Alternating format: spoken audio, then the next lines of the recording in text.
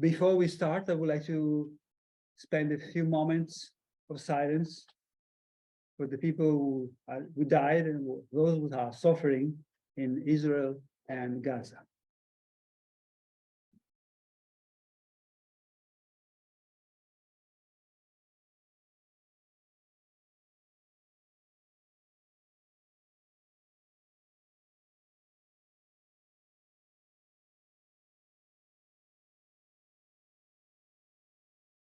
Thank you.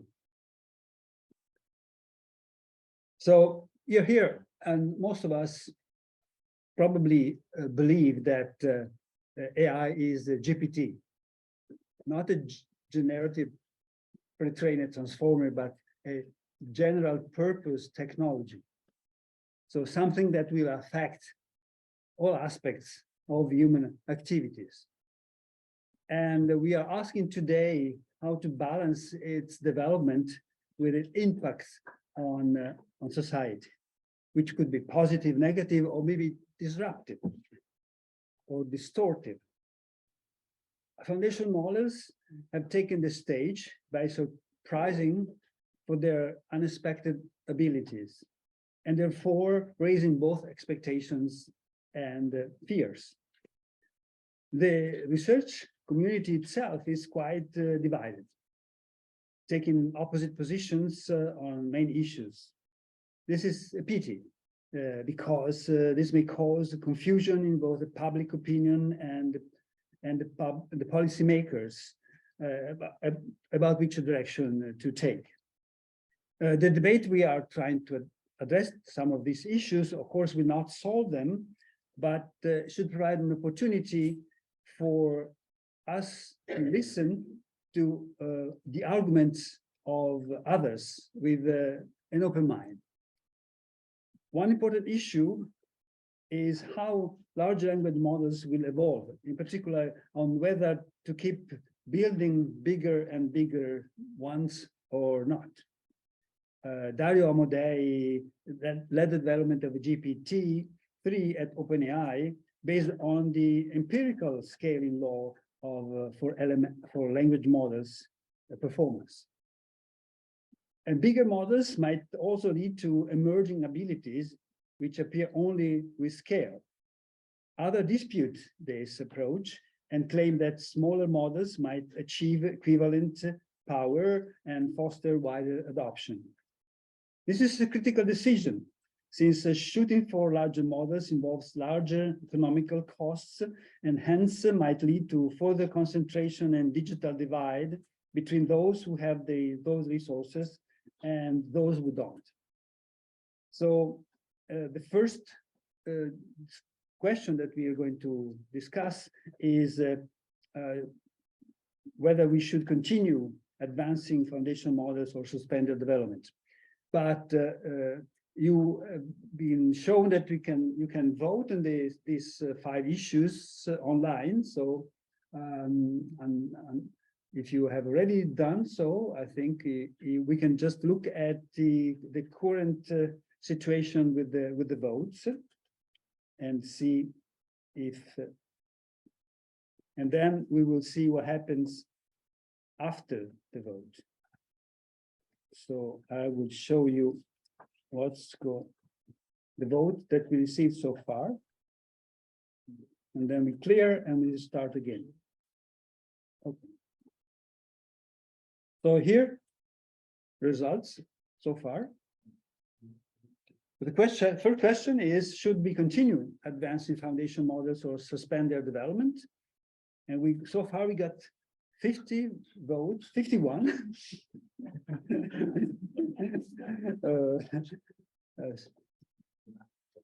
Suggesting to continue. 2, 3, temporary suspend, and only 1 to suspend. So that's interesting, because in the open letter we see the very large amount of signatures asking to suspend. So here we see the opposite. And the second question, do large language models understand language and can they be made reliable? here there's almost, we say, some kind of a tie. So we have 9 that agree, 6 that disagree, and 41 say agree with some remarks.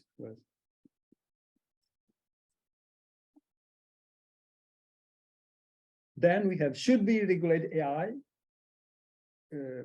applications or AI corporations. And here again, we have almost a tie. So we have 16 for regulating companies, 10 for regulating AI application, and 28 to regulate both.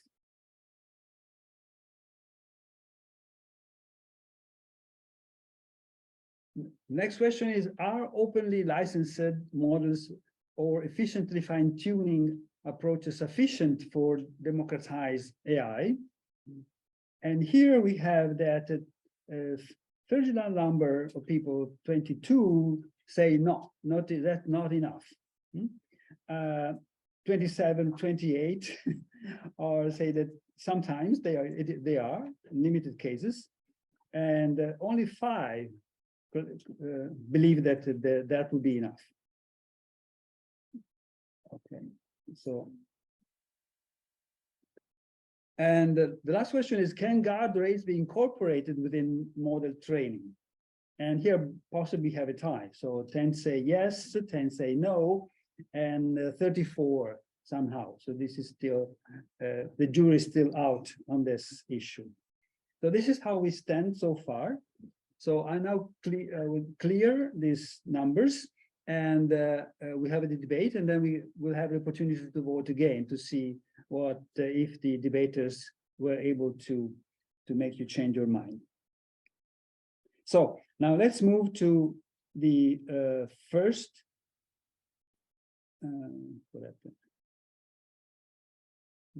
Are you trying to stop sharing? No, no. Yes, I need to stop sharing it. Okay. So let's start with the debate. So for the first issue, we only have one debater, who is Moshe Vardi. He is a Georgia Distinguished Service Professor in Computational Engineering at Rice University, and recipient of several awards, including the ACM Sigat Gödel Prize, the ACM Kanellakis Award, the ACM Sigmod Cod Award, and a few more. He's also a senior editor of the communication of the ACM, which has conducted a survey on the signatories of the open letter by the Future of Life Institute to pose the training of AI system more powerful than GPT-4, sorry. So he himself signed the letter, so he is in an unusual position that he can argue for both in favor and against it. So I'll give the floor to Moshe so he can provide us with these arguments in the 2 opposite directions. Thank you, Moshe. Let me go ahead and debate with myself. So the pause letter was issued about just about 7 months ago. It was issued by was sponsored by the Future of Life Institute. It was had a large number of signatories. Over 33,000 people signed the letter, including many luminaries. I signed the letter. I'll come back to that. And the letter called for a company to pause the development of language models more powerful than ChatGPT-4 for 6 months. There was the letter, and really, I think it received a lot of publicity in the media, not because I signed it, but because Elon Musk probably attracted lots of attention more than anyone else. Elon Musk also immediately went to start his own AI company, but that's a different story. So what was the argument of the letter? The letter went and laid an argument. What was the argument of the letter? Okay, I need to go into presentation. Okay, better. What was the argument of the letter? The argument was that the AI system, advanced AI system, poses societal risk. I'm quoting here from the letter: AI system with human competitive intelligence cause profound risk to society and humanity. I mean, further statement talk about, really human extinction, that level of risk. And then they say powerful AI system should be developed only once we are confident their effect will be positive and the risk will be manageable. Okay, that was the argument. And why was the pause? The pause was proposed as a remedy to this risk.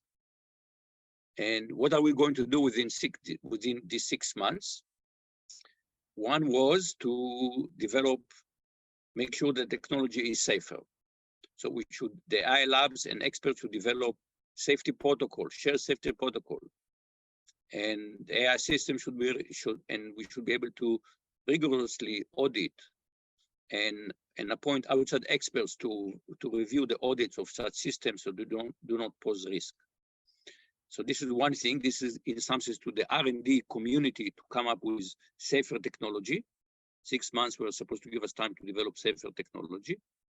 And in parallel, the 6 months should be able to work with the developer and government policymaker to develop governance. There should be regulation governing the use of AI system. And again, we can debate whether the corporations or the technology, but we need to have a regulatory framework in place. So that was the argument that, wait a minute, guys, this is very, very powerful technology. It's emerging, it's developing faster than anyone could imagine. And it's actually true. If you think, I mean, ChatGPT came up it was really literally a bombshell. You know, people got, oh my goodness, we did not see this coming. Nobody from the community saw this coming. So let's slow down. Let's make sure that we have safe technology and we have the framework within we can develop this safe technology. So that was the pro argument. Now, two students from MIT, Isabella Strukman and Sophie Kupitz, went and decided to actually ask the people who signed, why did they sign? And they published the article, and then we covered it in a blog in CSCM. Why did they sign? And so once they start interviewing the people, they realized there was much more nuance under the signatories. Though most interviews align with the letter spirit, many neither anticipate nor advocated for a pause, nor they primarily concerned by AI's existential risks. So why did they sign the letter? They want to tell developer, look, we published this letter. This gives the developer a way out. They can tell the companies, wait a minute, we need to slow down. They can apply pressure from within. And I mean, so far, if you look prior to that, the history of pressure from within was not very effective. I mean, if you look, for example, at Google, anybody who voiced concern from within the company about safety was basically booted out. So they were hoping that this letter would give the people inside a bit more leverage. Also, it was time to raise the temperature for regulator to say, guys, this is moving very fast. It's time to act. It did get their attention. This was the idea. It's time to act. And even to the public at large, it got lots of public attention. The public, look, there is a new technology. It's moving very fast. It's very, very powerful. The hope is that the public will put pressure on companies, on governments to put their affair in order, so to speak. Well, clearly there was about this idea that once you shout fire in the theater, everybody will, in orderly manner, will respond rationally. That was a way too optimistic. Just a month ago in the Wired magazine, 6 months ago, Elon Musk called for a pause on AI. Instead, development sped up. So we see no signs that the letter, other than getting lots of publicity, really slowed down the development. Maybe it has hastened. There are more discussion now about regulation, but they're moving very slowly. 6 months clearly was not enough time. Now, I was one of the signatories of the letter, and so I was in fact one of the interviewees for this CSCM article. So in the second half of this debate, I will give you my perspective, which is not exactly arguing against the pause, but arguing that this focus on the technology and is somewhat misguided. So I want to start with a quote, quoting Edward Wilson, a very noted biologist who passed away just a couple of years ago. And he said, the true problem of humanity is the following. We have Paleolithic emotions, medieval institutions, and technology of gods. And I'm going to paraphrase it. I would say today's technology is taking advantage of our Paleolithic emotions and medieval institutions. Today, technology has become predatory technology. And I'm not the first one to say that. I mean, you can go, I mean, voices start rising even before ChatGPT. In 2019, several people, I was including among them, wrote the Vienna Manifesto on Digital Humanism. And it says, I encourage you to read it.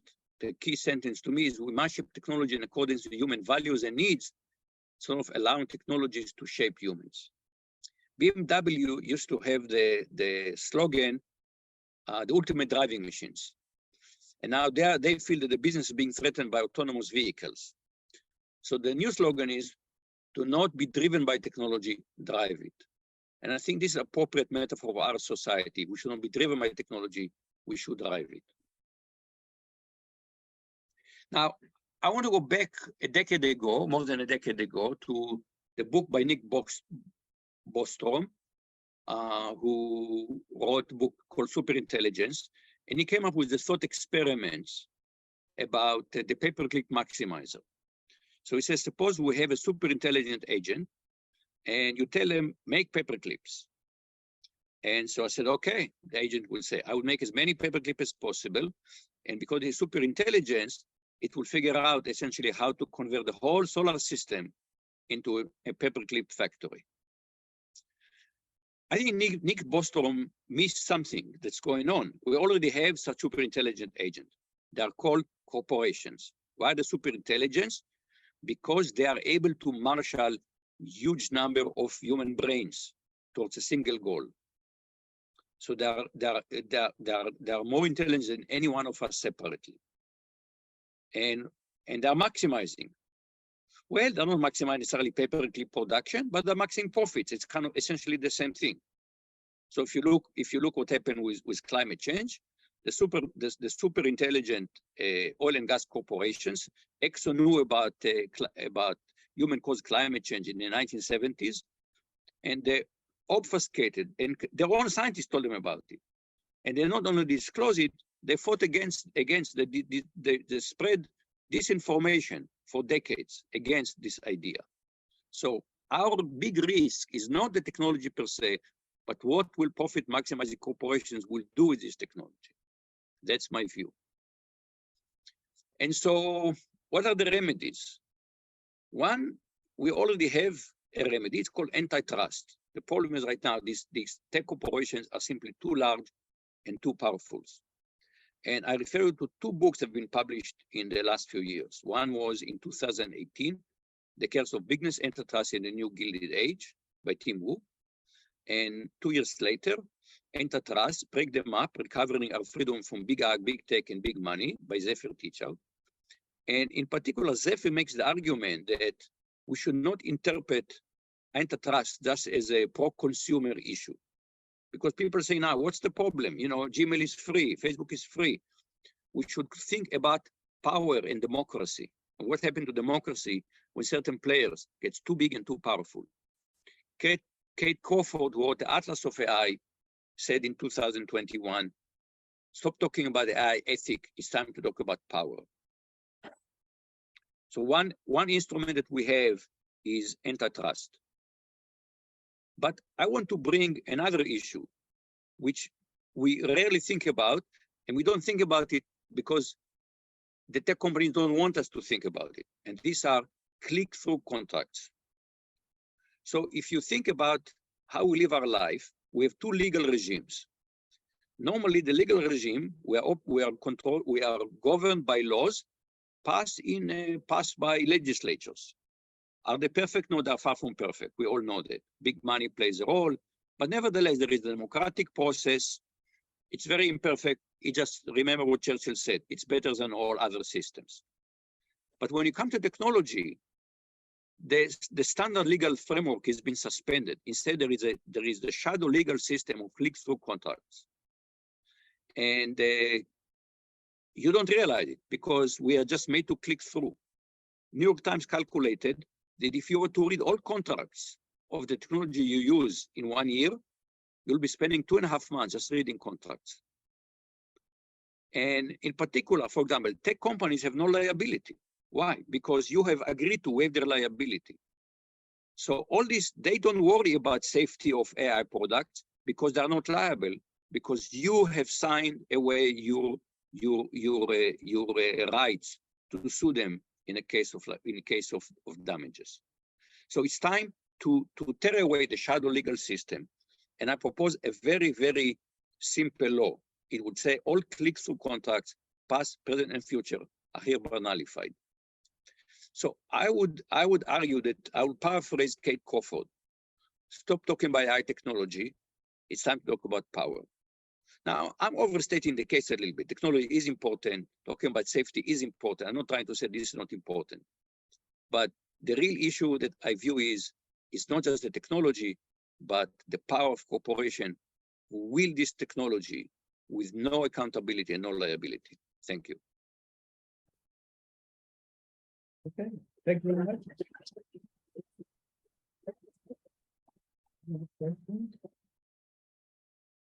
Is there any question to Moshe Vardi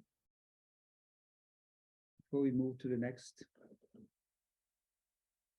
Yes? Speak out loud. You should be, yes. I think the microphone should Should- pick it up, should but take it. let's try. Try. Thank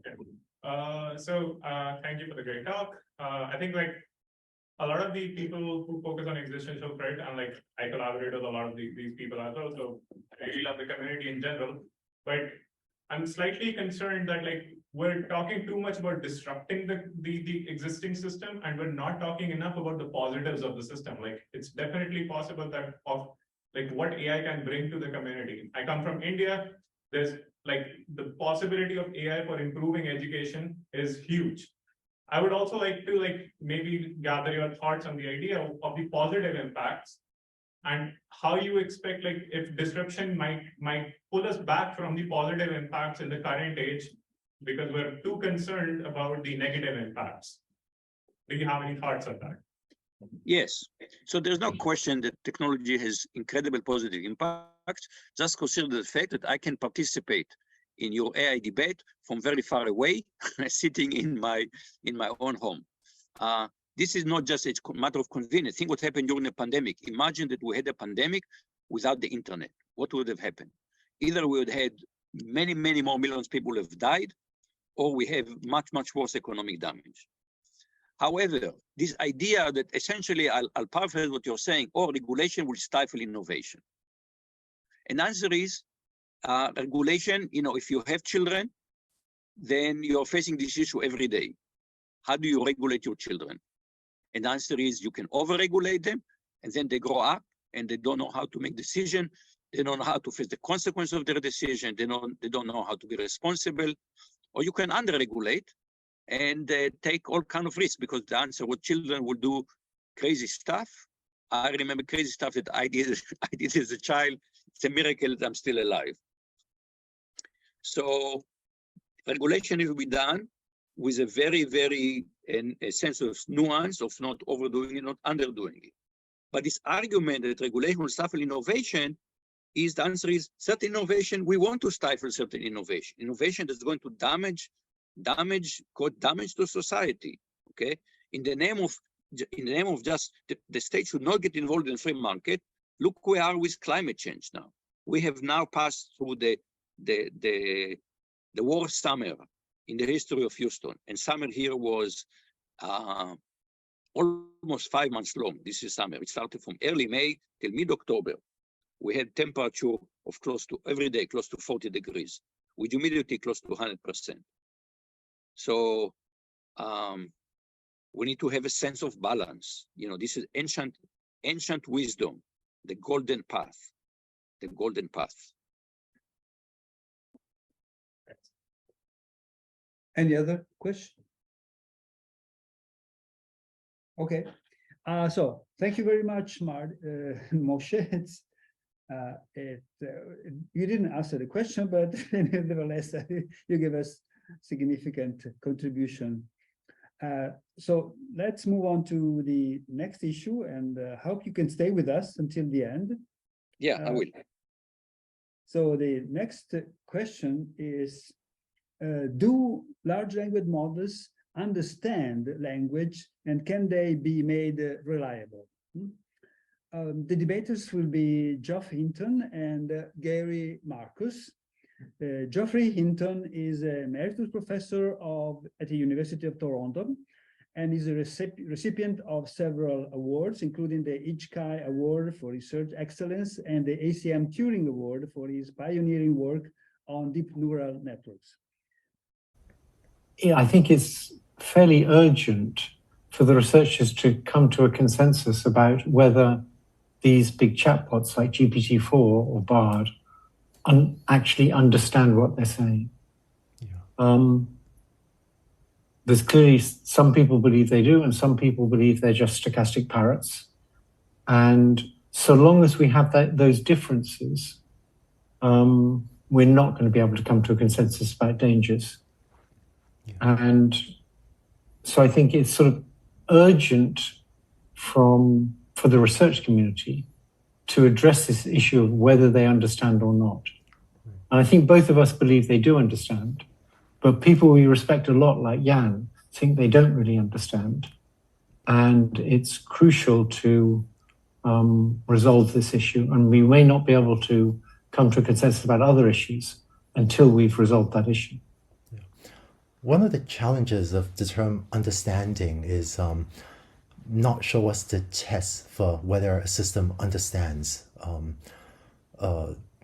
I think that my view is that I believe the large language models and other large AI models are building a world model or building something that looks a lot like a world model. So my gut is that I do believe, to the extent it's building a world model, is conveying, learning some understanding of the world. But that's just my current view. And I think this is, as you say, Geoff, one of the topics that if the research community discusses and debates more and has a shared understanding of, I think this will be one of the questions that if we have alignment on this, it will probably cause us to reason in a more consistent way and maybe get to better alignment as a community about the AI risks as well. Right. And one aspect of this is the idea it's just statistics. And we all agree that in some sense, it has to be just statistics. All these things have is the statistics of their input. But many people who think it's just statistics are thinking in terms of things like trigram models or counting co-occurrence frequencies of words. And it's not just that. We believe that this process of creating features of embeddings and then interactions between features is actually understanding. Once you've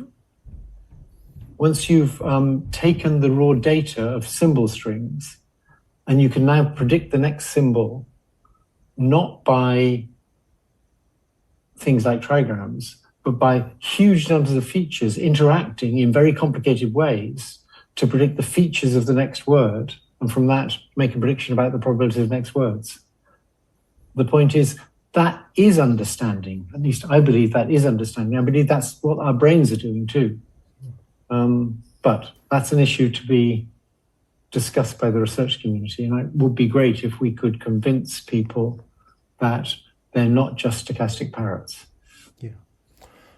And I think that there are likely a set of questions of which whether AI systems really understands the world that is leading different people to then quite reasonably come to different conclusions about the types and nature of AI catastrophic or even extinction risks. And I think coming to better understanding of whether AI understands will be one of the things, probably some of the questions as well that are worth laying out that will cause us all to maybe come to more similar conclusions as a community.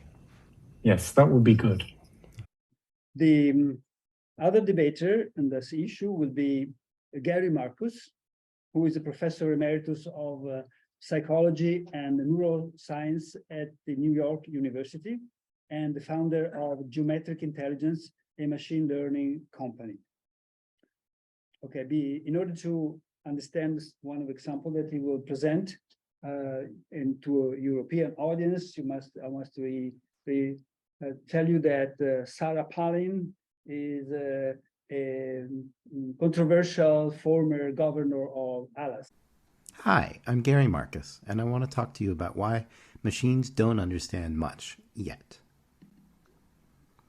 Some years ago, I wrote an essay called What Comes After the Turing Test. It was in the New Yorker in June 2014, and it came right after some big news. A software program, an old-fashioned chatbot by modern standards, called Eugene Gustman, had, quote, won the Turing test, which is to say that this piece of software had impersonated a wisecracking 13-year-old Ukrainian boy and allegedly become the first to pass the Turing test.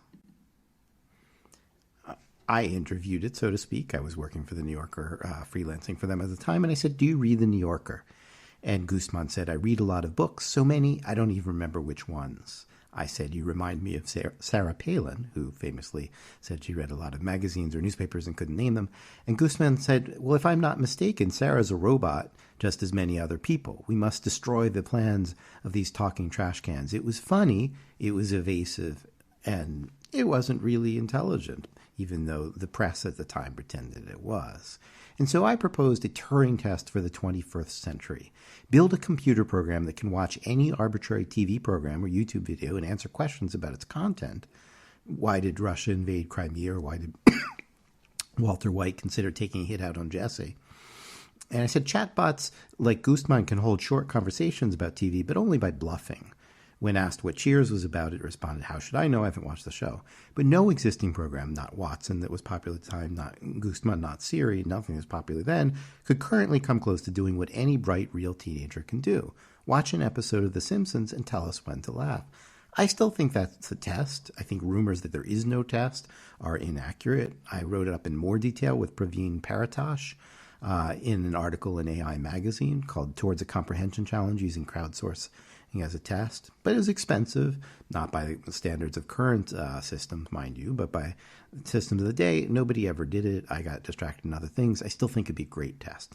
But here are some reasons to think that we are not really doing such a great job with the current AI. Instead, what we get is truth mixed together with obvious nonsense and completely fluent paragraphs. Here's an example. You ask a large language model, which weighs more, a kilogram of bricks or 2 kilograms of feathers, and you get a whole bunch of text back, and then you wind up with the answer in the end. So in a vacuum, a kilogram of bricks and 2 kilograms of feather would weigh the same, but in air, 2 kilograms of feathers would weigh slightly less than 1 kilogram of bricks.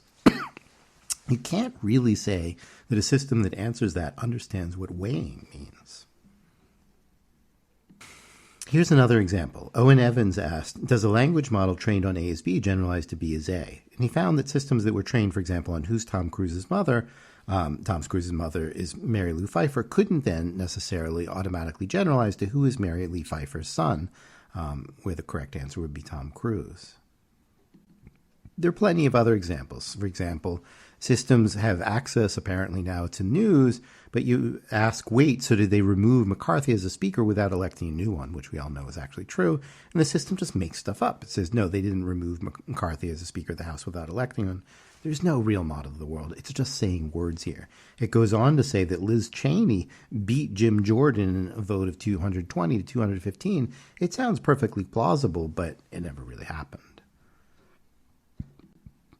Here's another example. Max Tegmark seemed very proud of these results that showed that there were correlations between continents and their geography based on the language input alone.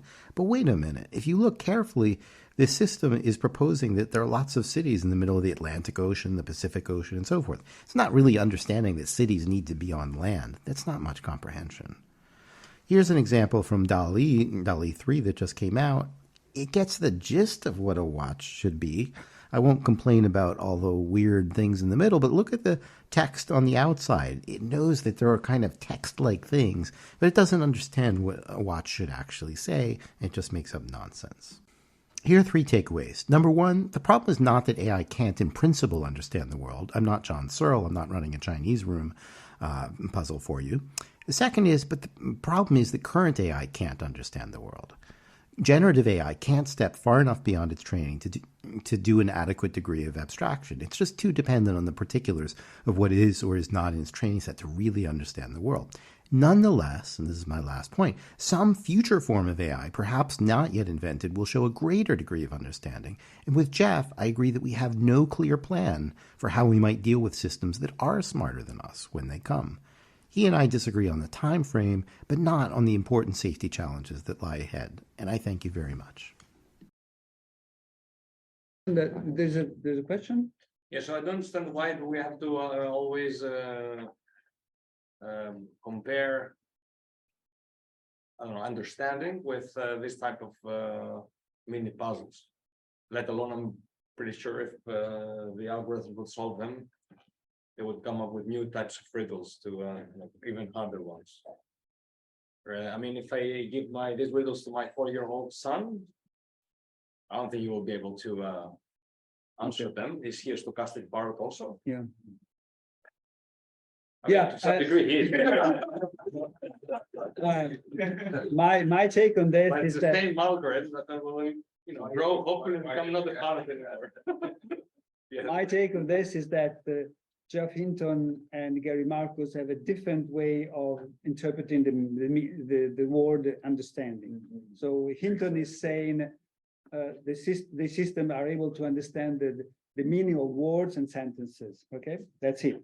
Okay, while Marcus insisted that they should go beyond the meaning of individual sentences and be able to reason and draw conclusion for those sentences. So probably it's true that we don't have that reasoning ability, but I think there is some evidence that at least some kind of an understanding of the meaning of the word and the sentence they are. I mean, at least that this is what Hinton says, and it's just going beyond assembling randomly or stochastically the words without understanding what their meaning is.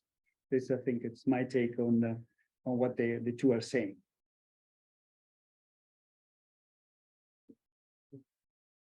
Okay, so maybe we should move on to the next topic. And so the next issue is whether we should regulate AI applications or AI corporations. So the debaters are Jacopo Pantaleoni and Brando Benifei. Brando Benifei is a member of the European Parliament, a member of the Committee on Internal Market and Consumer Protection, Employment and Social Affairs and Constitutional Affairs. He is a member of the Special Committee on Artificial Intelligence in a Digital Age and is a co-rapporteur of the European AI Act. Today in the European Union, we are trying to build a framework that can be a model for the debate all over the world around risk reduction of AI systems and their use cases, so that everyone can trust the use, the big intake that we are seeing, in fact, of AI systems in our daily life. We want that to be a possible reference point for all the debate all over the world, because we think that risk mitigation and enhancement of the opportunities that AI can provide can be a common objective. What we do with the regulation is to identify various levels of risks. Low risk, that is not much regulated. High risk categorization of AI use cases, like when we use AI in schools, in administration of the state for essential public services, the attribution of civil and social rights, health, administration of justice, the development of children, democracy. So we identify areas where AI use cases will be more risky in terms of impact on health, safety, and fundamental rights. And so we require a conformity assessment regarding data being used, data governance, cybersecurity, environmental impact, human oversight.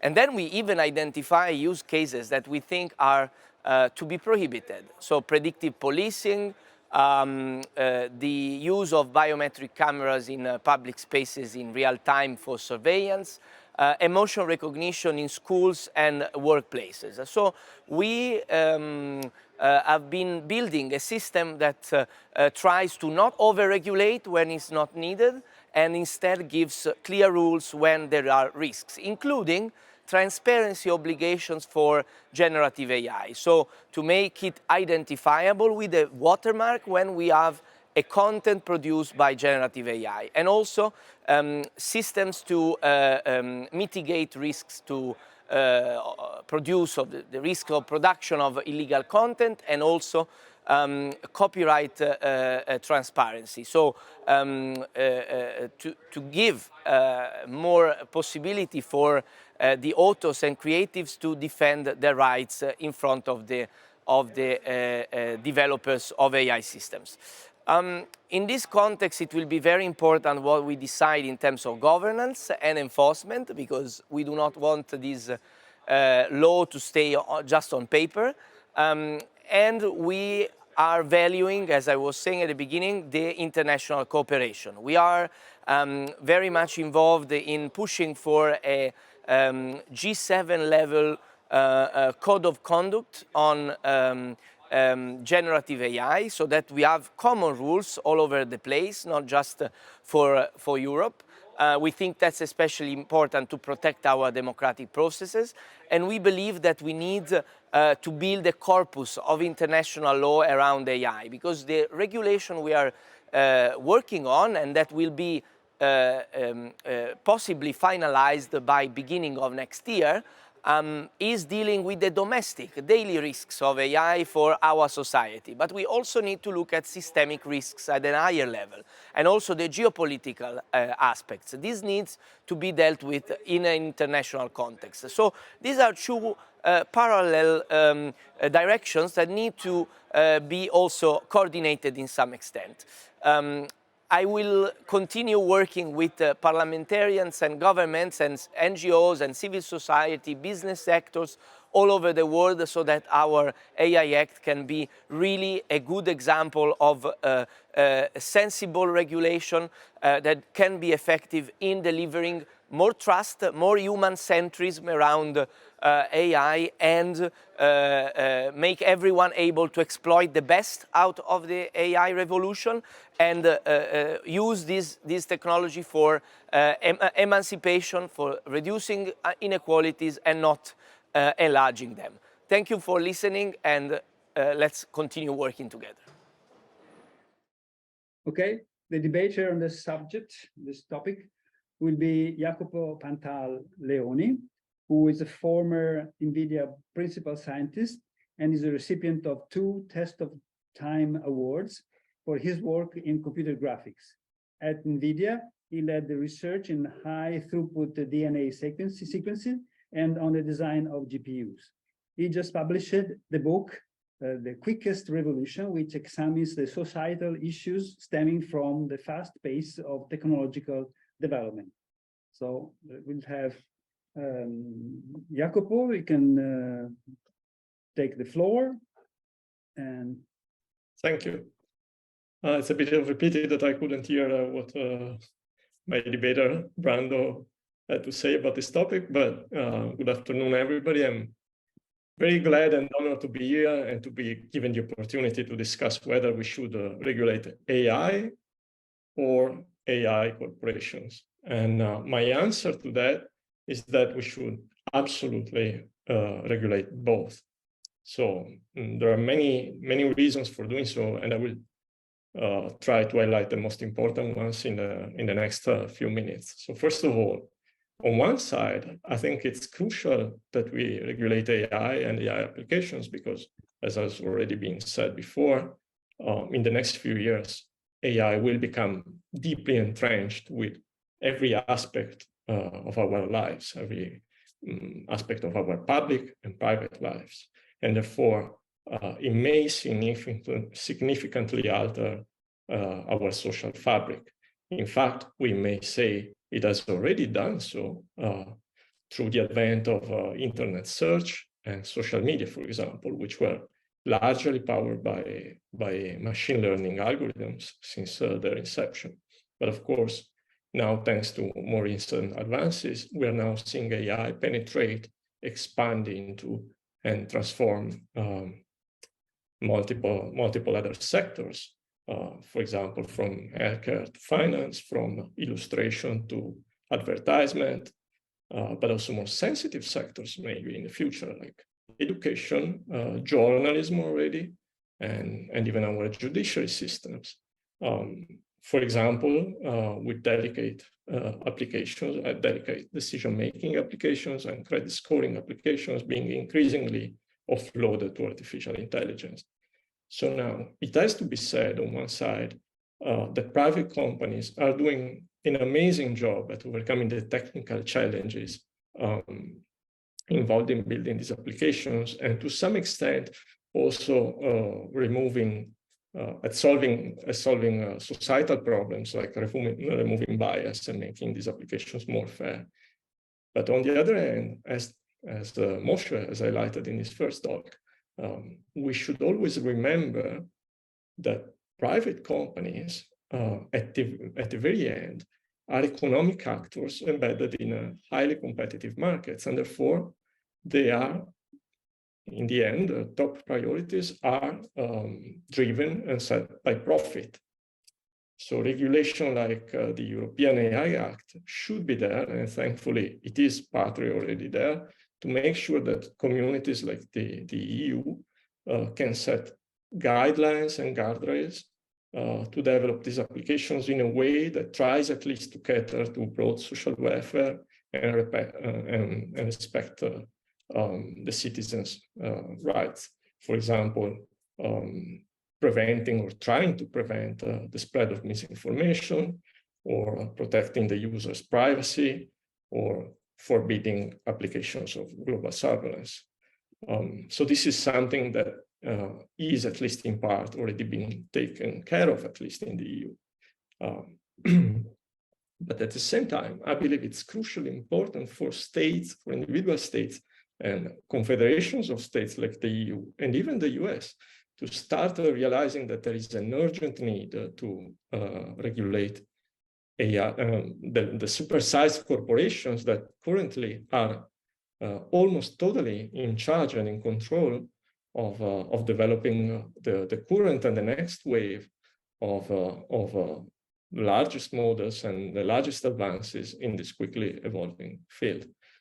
In fact, what many people do not realize is that right now, only a handful of mostly American corporations have the enormous financial means, the immense amounts of data, access to the enormous critical infrastructure, the enormous computing infrastructure, and the very, very deep know-how necessary to build and train these largest foundation models that will one day power most of future AI applications.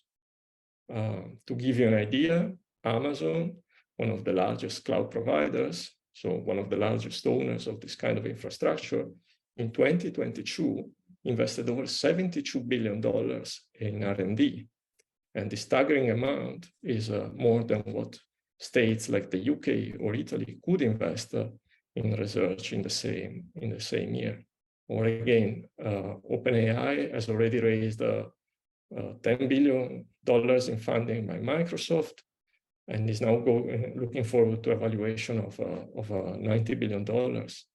By comparison, the largest startups doing AI in the EU, for example, have only raised a few $100 million. So yeah, you can see that there's already an imbalance of roughly 2 orders of magnitude.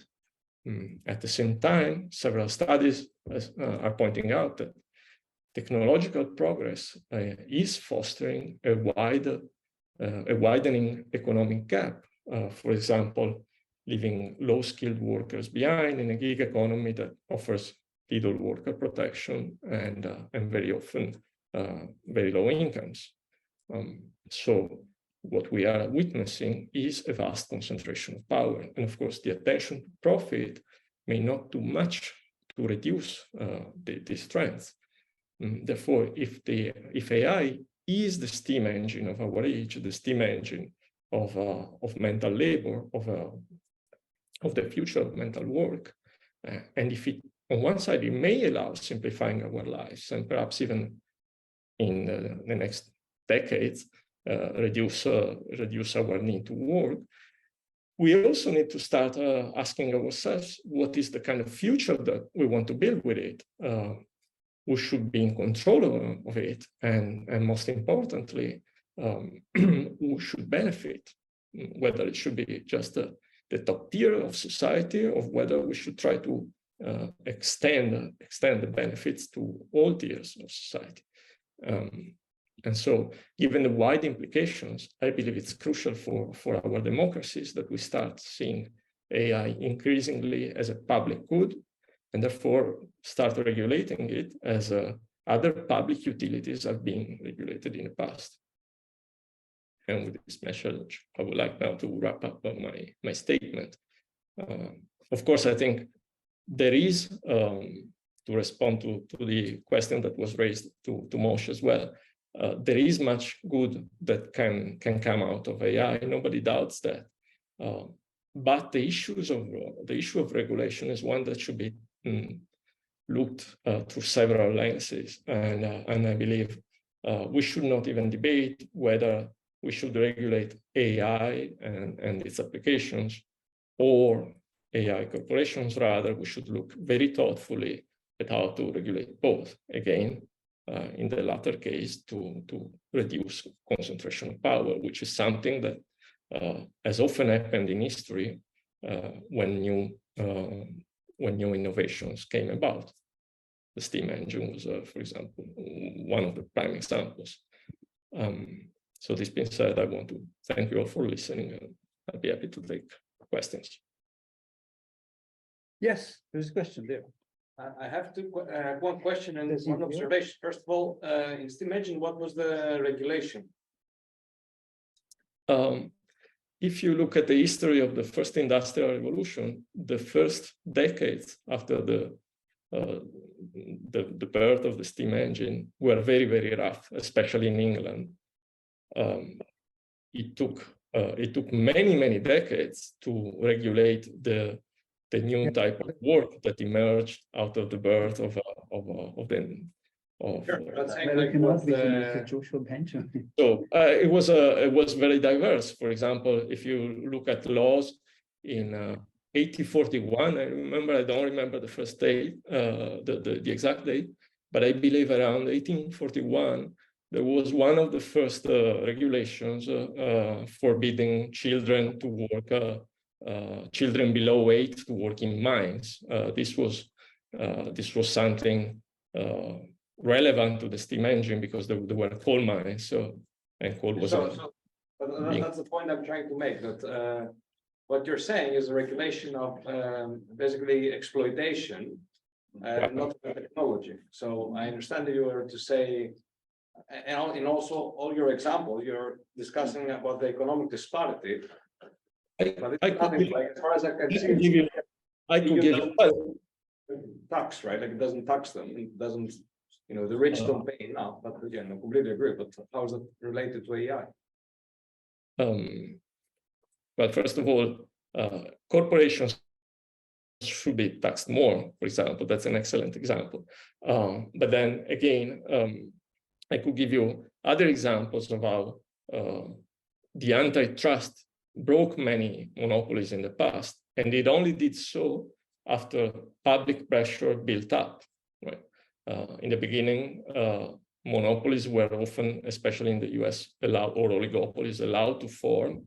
But then after public pressure came sufficiently strong, they were broken up, for example, with Standard Oil or with the large telecom providers. Okay, we need to move on, sorry, because we're late. So thank you very much to Jacopo Pantaleoni. And the next issue, and we are going to finish with this, is can models be controlled or guardrails incorporated in their training? The debater on this will be Yoshua Bengio, He was a full professor at Université de Montreal, as well as the founder of the scientific director of Mila and the scientific director of Ivado. He is one of the recipients of the ACM Turing Award for his pioneering work. And in 2022, he became the most cited computer scientist in the world. He serves in various roles, including the United Nations Scientific Advisory Board for Independent Advice on Breakthrough in Science and Technology, and as a Canada CIFAR AI chair. I want to share my concerns about the increasing intellectual power of AI. There's a past trend of increasing AI capabilities, and it's likely to continue. And in fact, the work that my group has been doing on System 2 and reasoning suggests that this gap there, which I think exists, could be bridged soon, maybe in just coming years, or much more. It's really difficult to say. But I'm worried about if it comes quickly. Now, to understand why we could have machines that are surpassing us in many ways, you first need to realize that the human brain is a machine. It's a biological machine. I know it's hard to digest that, but that's the scientific consensus, and it's probably not even the upper limit of intelligence. It's likely that there exists ways to be smarter, to solve problems better and faster. And in addition, digital computers have advantages over human brains because of the digital nature of computing, because they have hugely superior bandwidth and memory and access to data. So as we build gradually more and more powerful AI systems that increase capabilities can be both beneficial, and this is something I've worked on and has motivated me a lot, but it could also be dangerous if it's in the wrong hands, if it's misused, or if we lose control of such systems, either intentionally, some people actually want to build systems that have their own goals, that want to preserve themselves, just like our future generation of intelligences being non-human. And there are also people have studied a number of arguments suggesting that even if we didn't want to lose control, we might unintentionally, for example, because of reward hacking. So this last point is due to the very important problem of alignment, which is about making sure that AI behaves according to our intentions. And it sounds like it should be easy, but actually 10 years of research in alignment and even more work in economics, in the theory of contracts, suggests that it's actually very difficult, and it's not even clear that there exists a way to construct AI systems that behave as we intend, that we can control. So if either unintentionally or intentionally we lose control of AI systems that are superior to us in enough ways to be dangerous to us, then it would be like if there was a new intelligent species on this planet that could potentially dominate us. And this is not a future I want for me, for my children, my grandchildren. And when could that happen? Well, the experts disagree, or they agree that there's a wide range of possibilities. The winners of the Turing Award think it might be just a few years, or it could be a few decades. But what if it's just a few years, I think, or just even 10 years? I don't think society is ready for this. And as we build more and more intellectual power in these AI systems, I'm not just worried about the misuse for misuse, but what is that power going to be used for? And there's a good chance it's going to be used to concentrate power in the hands of a few humans. This is already something that is happening to some extent, but we could just have excessive concentration of power that could threaten democracy. Even if we solve the AI safety problem, there's still the danger that AI will enable, if you want, dominance of a few companies, a few people, a few countries. That could be really dangerous for humanity and democracy in particular. There's a lot of discussions around how gradually more powerful AI systems could be dangerous for disinformation, cybersecurity, chemical weapons, bioweapons that could be made easier to design with AI systems, population control with drones, face tracking, internet monitoring, and of course, the military use of AI. And we can already buy AI systems on the dark web that have been, I don't know exactly, fine-tuned or jailbreaked, so that the safety features would not be there, and they could be used for fraud or disinformation and things like this. So this is happening, and it's going to get worse. In my testimony to the US Senate last July, I made 3 recommendations to try to mitigate those harms and risks. First, regulation. Second, research in AI safety. Third, countermeasures. So we need national and international regulation. So at the international level, it would be treaties to make sure that as many countries as possible follow protocols, reduce access to make sure people who can do something bad with AI are limited and they are trustworthy, they follow protocols. And we also have audits to make sure that they do. We need to also figure out what this, where this regulation puts the threshold of what is dangerous, what is not.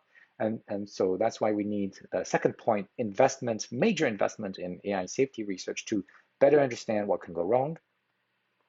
And finally, because the regulation is not going to be 100% foolproof, it's likely that maybe in some countries or some organizations don't follow those rules. And we see the emergence of very dangerous AI systems, either misused or that we lost control of.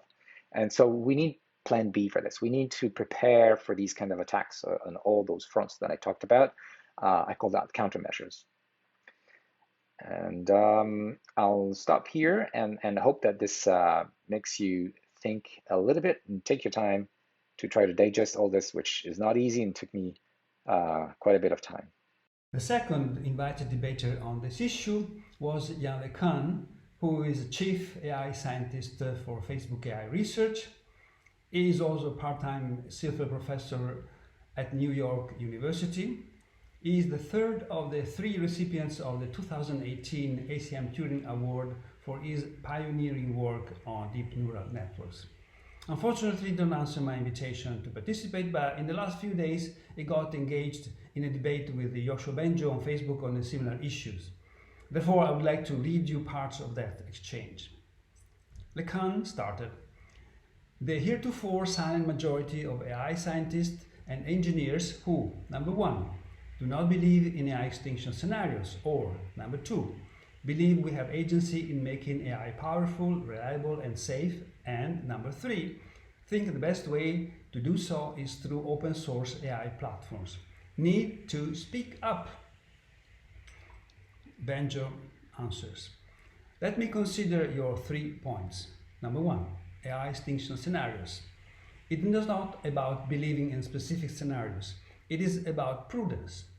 Neither you nor anyone has given me any rational or credible argument to suggest that we would be safe with future unaligned powerful AIs, and right now we do not know how to design such AIs.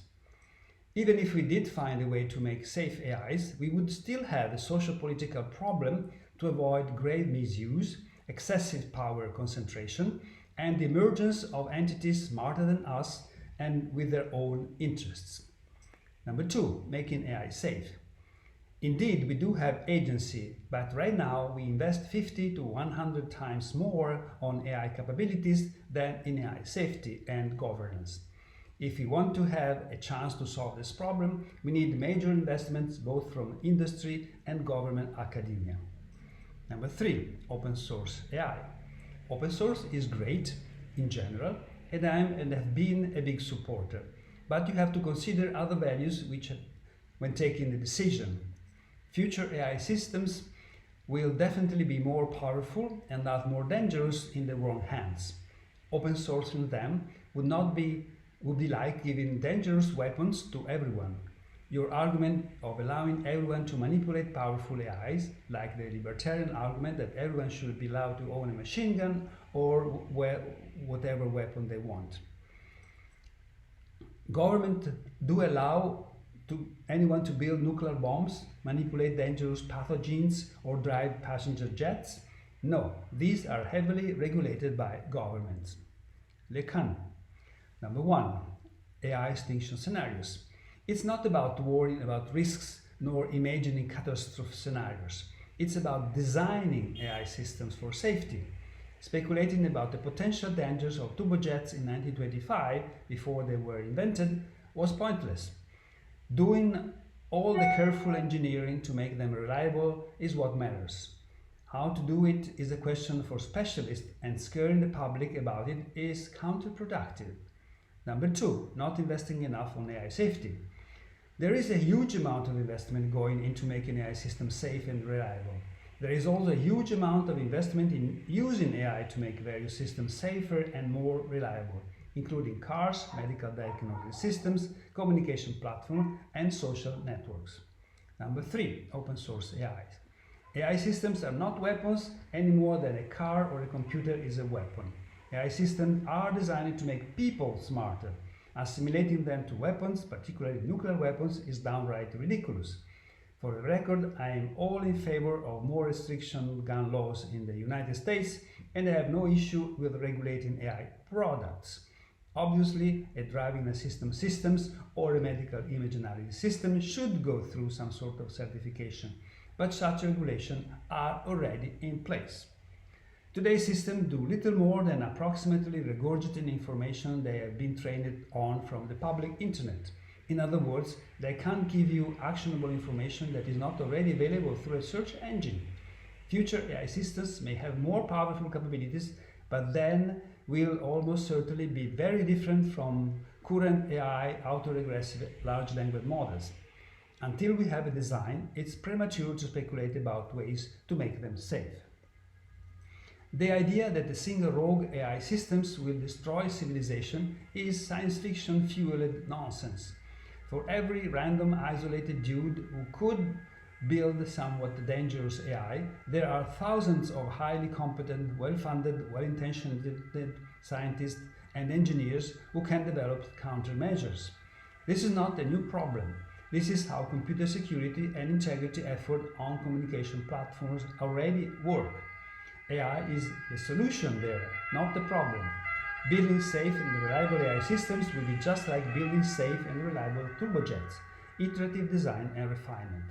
As with turbojets, there will be no silver bullet, just a good basic design with tons of careful with traditional engineering.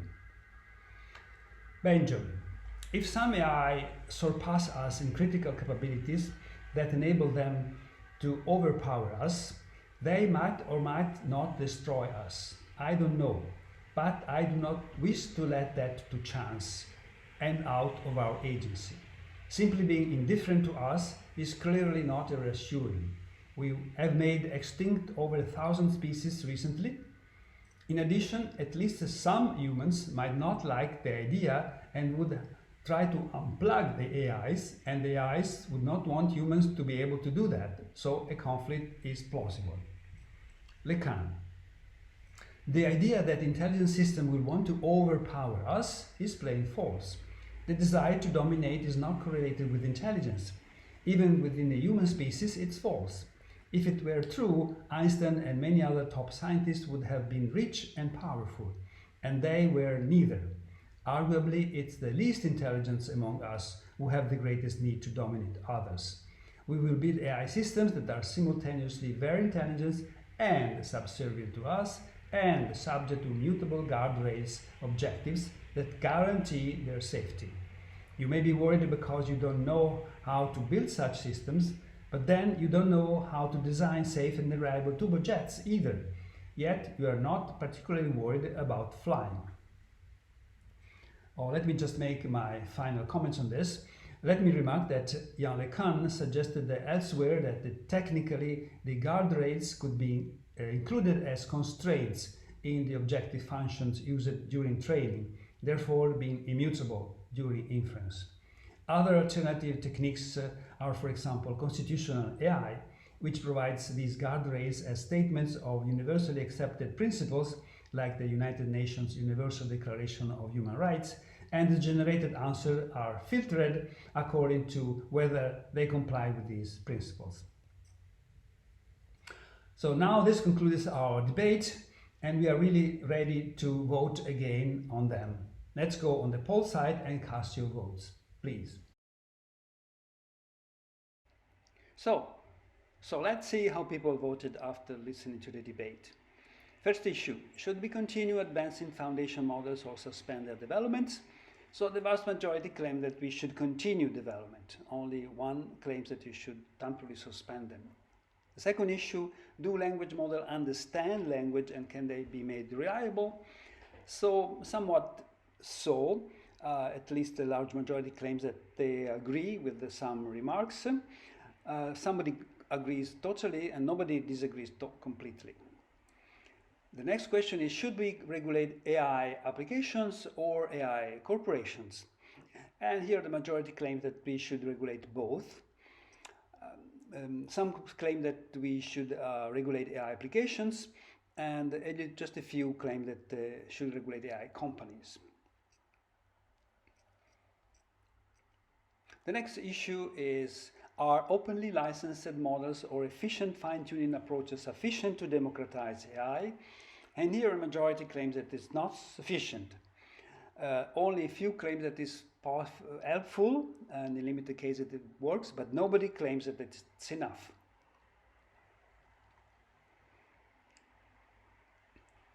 The last issue is, where can guardrails be incorporated within model training?